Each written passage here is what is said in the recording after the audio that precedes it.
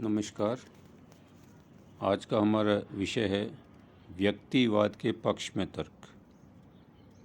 व्यक्तिवादी विचारधारा व्यक्ति को सर्वोच्च स्थान देती है। इसके समर्थन में उन्होंने कई प्रकार के तर्क भी दिए हैं। इसमें पहला तर्क आर्थिक तर्क। प्रारंभ से ही व्यक्तिवाद मुख्यतः एक आर्थिक सिद्धांत रहा है। इसके समर्थक हस्तक्षेप की मांग करते रहे हैं। व्यक्ति को अपनी इच्छा अनुसार काम करने दो, यह आर्थिक व्यक्तिवादियों का नारा है। विश्व जैसा चलता है चलने दो, उसके कार्यों में हस्तक्षेप न करो, क्योंकि वह अपना नियंत्रण अपने आप कर लेगा। इस संबंध में कुछ तर्क है। पहला बिंदु है निजी स्वार्थ का नियम। मनुष्य अपने लाभ हानि को अन्य व्यक्ति की अपेक्षा अच्छी तरह जानता है। वह सस्ता खरीदना और महंगा बेचना चाहता है। यदि उसे स्वतंत्र छोड़ दिया जाए तो वो स्वयं ही ऊंचे पद पर पहुंच जाएगा।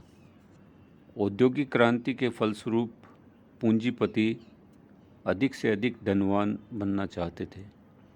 दूसरा, मांग और पूर्ति द्वारा मूल्य निर्धारण। सभी वस्तुओं का मूल्य स्वाभाविक रूप से मांग और पूर्ति के आधार पर निर्धारित होता है।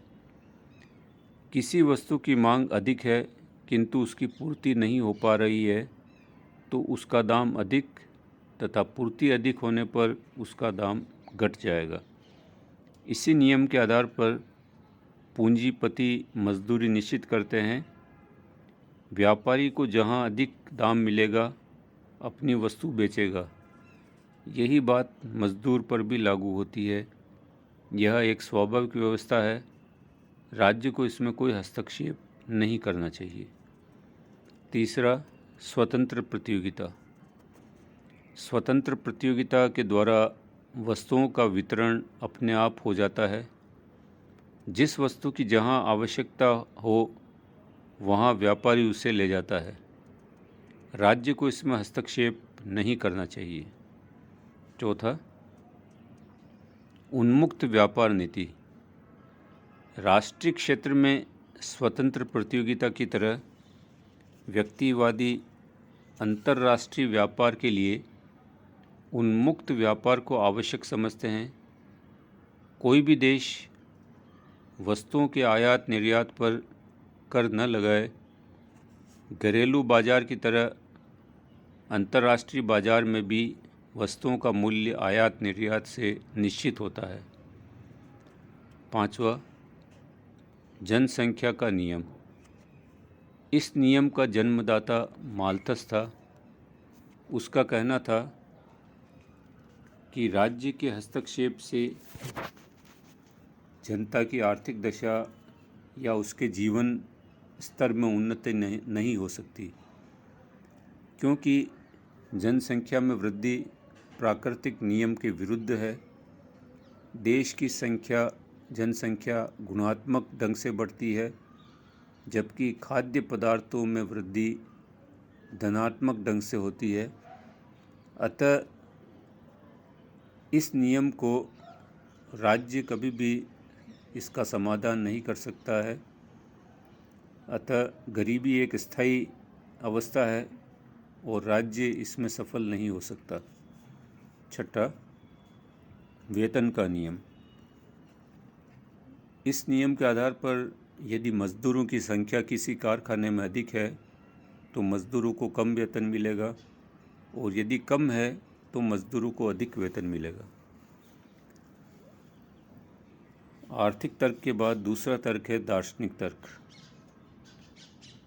प्रत्येक व्यक्ति की अपनी विशेषता होती है। उसे अपने रुचि के अनुसार ही विकसित होने का मौका मिलना चाहिए। राज्य मनुष्य को एक ही ढांचे में विकसित करने का प्रयत्न करता है। जैसे राज्य द्वारा सभी को एक जैसी शिक्षा देने से व्यक्ति एक जैसी उन्नति करता है, जिससे अन्य क्षेत्र में उन्नति की प्रवृत्ति संकुचित हो जाती है। तीसरा, कार्यों की स्वतंत्रता। मील के अनुसार विचारों की स्वतंत्रता तब तक अपूर्ण है जब तक इन विचारों को क्रियान्वित करने की स्वतंत्रता न हो। उसने व्यक्ति के कार्यों को दो भागों में बांटा है, पहला आत्मविषयक और दूसरा परविषयक। आत्मविषयक कार्य जिससे वे लोग ही प्रभावित होते हैं जो इसे करते हैं, अन्य व्यक्तियों पर इसका कोई प्रभाव नहीं पड़ता है। इस संबंध में राज्य को कोई भी प्रतिबंध नहीं लगाना चाहिए। इसमें दूसरा है पर संबंधी कार्य। ये वे कार्य हैं जिसका प्रभाव अन्य व्यक्तियों पर पड़ता है, जैसे कोई शराब पीकर शोर मचाता है, समाज की शांति सुरक्षा भंग करता है, तो राज्य को पूर्ण अधिकार है कि वह व्यक्ति के इस कार्य में हस्तक्षेप करे। तीसरा, जीवशास्त्री तर्क। हर्बर्ट स्पेंसर ने जीवशास्त्री तर्क द्वारा व्यक्तिवाद का समर्थन किया है।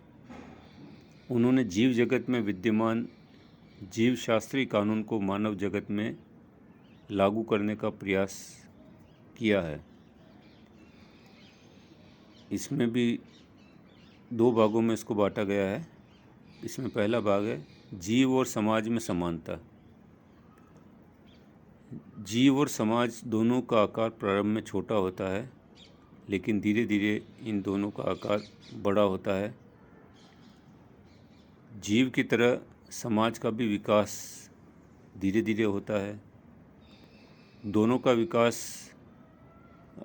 सरलता से जटिलता की ओर बढ़ता है और पारस्परिक निर्भरता बढ़ती जाती है।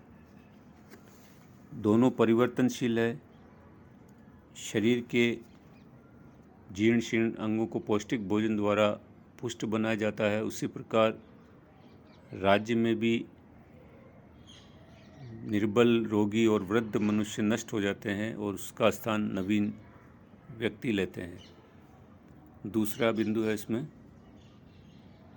योग्यतम को जीवित रहने का अधिकार। व्यक्तिवाद के समर्थन में स्पेंसर ने जीव शास्त्र का दूसरा नियम यह बतलाया है कि प्रत्येक काल में विभिन्न प्राणियों में और प्राणियों की विभिन्न जातियों में निरंतर संघर्ष चलता है और इस संघर्ष में केवल योग्यतम प्राणी ही जीवित बच पाते हैं। और स्पेंसर के अनुसार यही नियम सामाजिक व्यवस्था पर भी लागू होता है। चौथा बिंदु है ऐतिहासिक तर्क। इतिहास के अनुभव से व्यक्तिवाद को सिद्ध किया जा सकता है। व्यक्ति के जिस काम को भी सरकार ने अपने हाथ में लिया है, वहीं उसे मुंह की खानी पड़ी है। जब कभी राज्य ने आयात निर्यात पर कर लगाया तो तस्कर व्यापार में वृद्धि हुई है। जब कभी उसने वस्तुओं के दाम को नियंत्रित करने का प्रयत्न किया है, तब या तो वस्तुओं का उत्पादन घट गया या वे बाजार से लुप्त हो गई। इसी तरह जहां राज्य ने मद्यपान पर रोक लगाई, वहां न केवल मद्यपान में वृद्धि हुई, अपितु लोग चोरी छिपे शराब को अपने घरों में बनाने लगे। इस तरह सरकार का कोई भी ऐसा कदम किसी गलत परंपरा को बढ़ावा देता है, इसलिए सरकार को ऐसे कामों में हस्तक्षेप नहीं करना चाहिए। अंतिम है व्यावहारिक तर्क। राज्य बहुत से कार्य करने में असमर्थ होता है।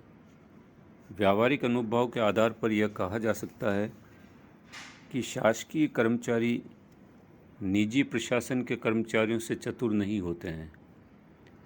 स्पेंसर तो सरकारी कर्मचारियों को मूर्ख और निकम्मा समझता था। साधारण लोग उनके मुकाबले कहीं अधिक बुद्धिमान होते हैं। सरकारी कार्य में प्रायः भ्रष्टाचार पाया जाता है। लाल फीताशाही और नौकरशाही तो उसके प्रधान गुण होते हैं।